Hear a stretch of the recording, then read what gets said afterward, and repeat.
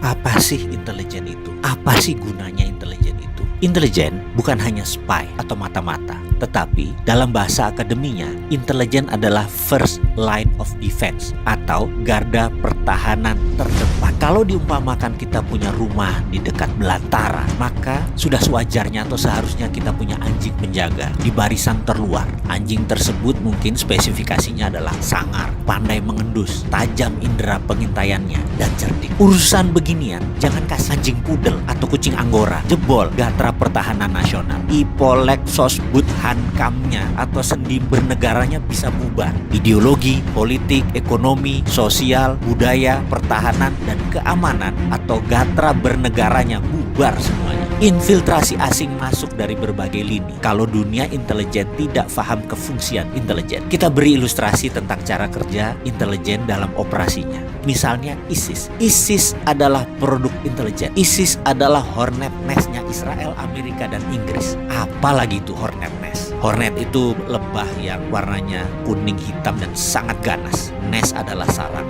Apa itu? Kita terangkan sedikit. Zaman Pak Harto adalah salah satu zaman di mana intelijen banyak melakukan operasi untuk keamanan negara. Misalnya dulu ada geng anak liar atau gali ya, dan premanisme merajalela. Maka dilakukan operasi Petrus, penembakan misterius, dan berbagai cara kejam dalam tanda petik. Sebagaimana saat ini Duterte melakukannya di Filipina, mengeksekusi mati lebih dari 20.000 bandar narkoba. Zamannya Pak Harto malah nggak sampai segitu. Duterte pernah mengatakan dia belajarnya dari brother country-nya Filipina, yaitu Indonesia zaman Pak Harto. Kita ingat ketika waktu itu di zaman Orba, Petrus, dan berbagai cara membersihkan preman dan penjahat. Tapi demi hornet nest, tidak semua dihabisi. Ada satu kelompok disisakan. Kelompok ini dibiarkan, bahkan dipelihara kesannya. Sebenarnya bukan dipelihara, tapi tujuannya untuk menjebak, yaitu hornet nest tadi. Para preman dan penjahat tadi jadi merapat ke kelompok tadi. Itulah hornet nest. Jadi kemunculan orang-orang preman tadi ke permukaan, gabung dalam kelompok yang tersisa satu ini,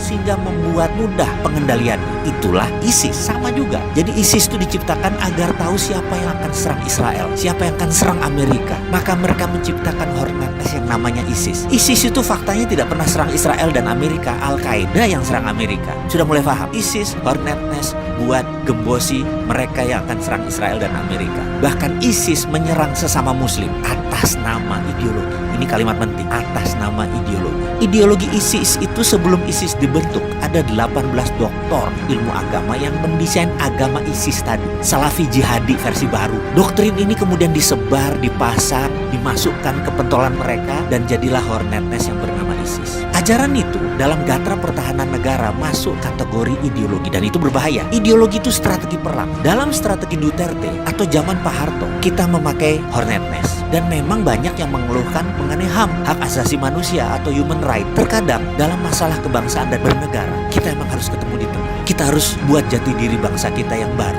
agar kita tidak terkoyak-koyak. Maka sekedar bertanya aja nih, saya yang bodoh ini, saya yang sontoloyo ini, tinggi mana sih human right dengan nation right? Yuk ke depan kita tata ulang negara berdasarkan nation right.